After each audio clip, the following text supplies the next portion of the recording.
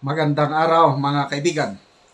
Pag-usapan natin ngayon ang kaso na isinampa rin ng gobyerno laban kay former COMELEC Commissioner Rowena Guanzon.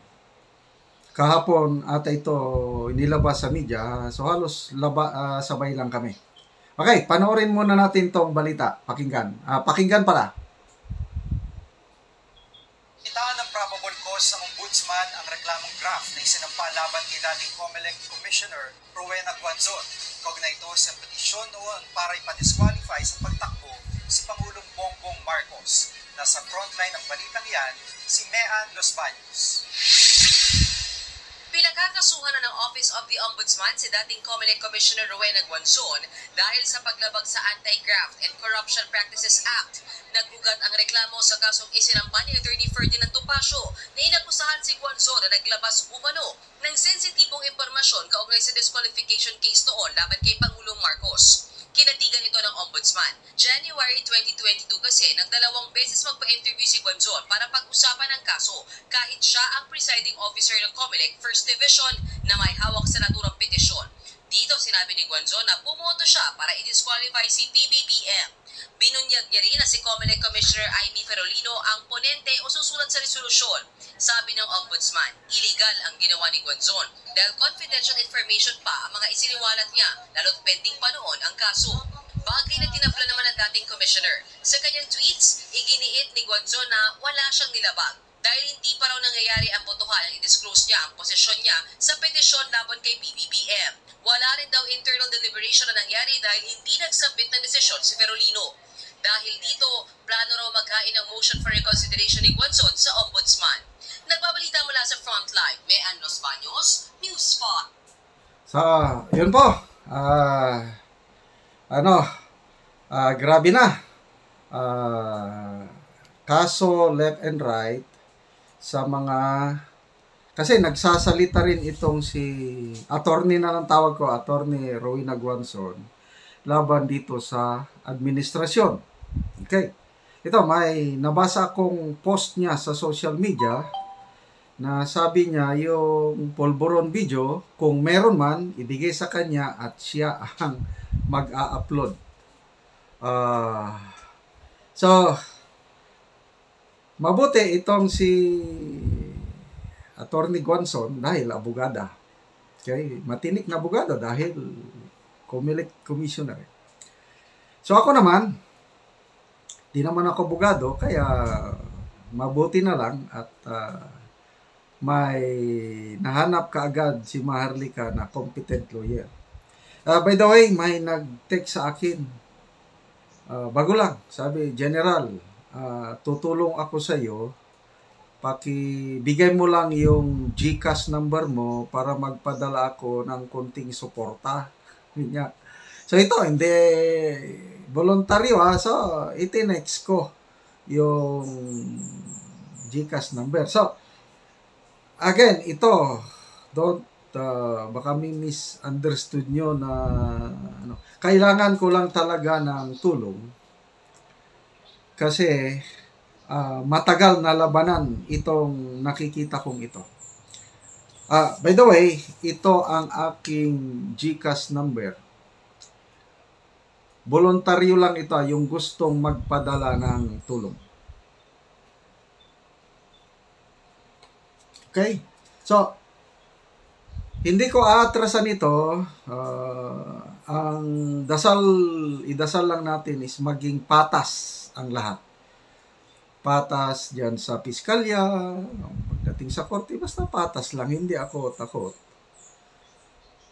Kahit abutin man saan. Maalala ko si Rappler CEO Maria Robles, halos similar, di ba? Cyber libel yung kanya. So, convicted siya sa RTC, convicted siya sa Court of Appeals, so inelevate niya sa Supreme Court. I don't know kung anong mangyari dito sa kaso ko. Total, bailable naman ito eh. Naghanda na kami ng pang-bail in kaso lang. Okay? Mas mabanda yung naghahanda pang piyansa. Mas maswerte nga ako kaysa kay DG Bantag at ex-Congressman Teves dahil non-bailable yung sa kanila. Kaya nagtatago-tago yung dalawa. So ako, kung ano man ang mangyari, ipaubaya ko ito sa Diyos at sa aking mga abogado.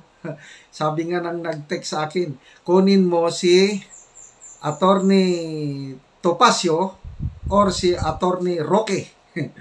Yan ang mga matitinik na abogado na magdepensa sa iyo. Ganon yung message niya. Kaya ibigay mo sa akin ang GCash para magpadala ko ng konting tulong. Salamat po. Kasi, yan, tulong-tulong. Diyan ako na-i-inspire. Ang daming nagme-message. Grabe. Hindi ko na masagot lahat. Message sa aking text, message sa aking messenger, yung mga comments sa aking mga vlog,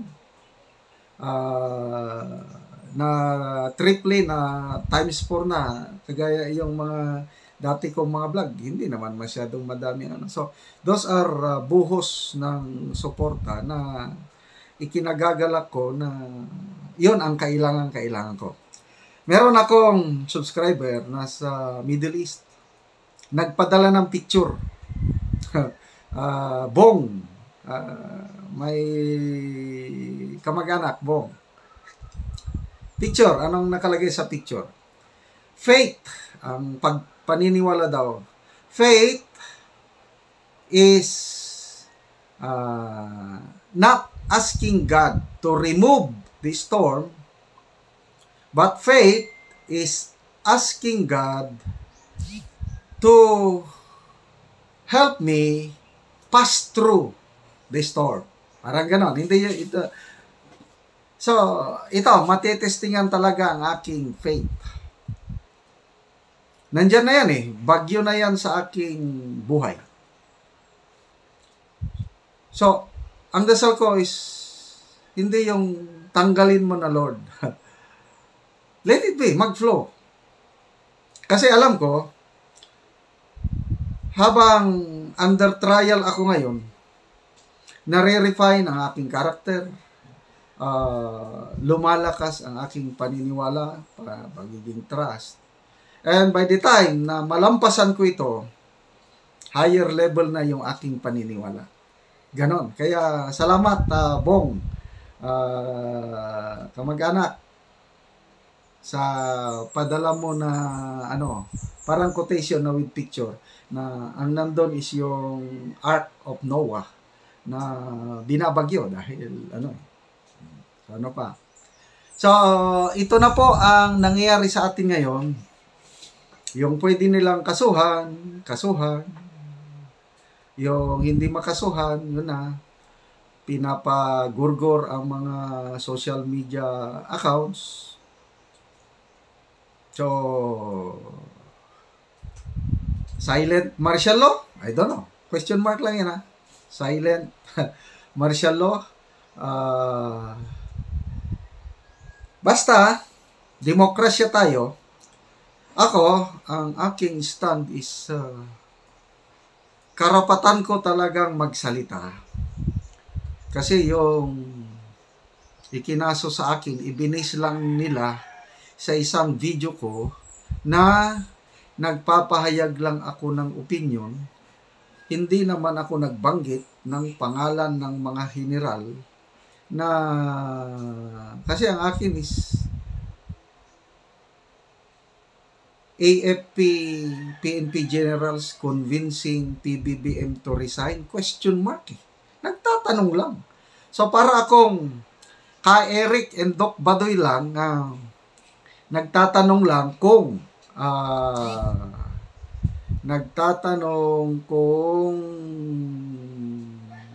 totoo ba yung 1.8 billion na travel expenses. Ayun, nakulong sila.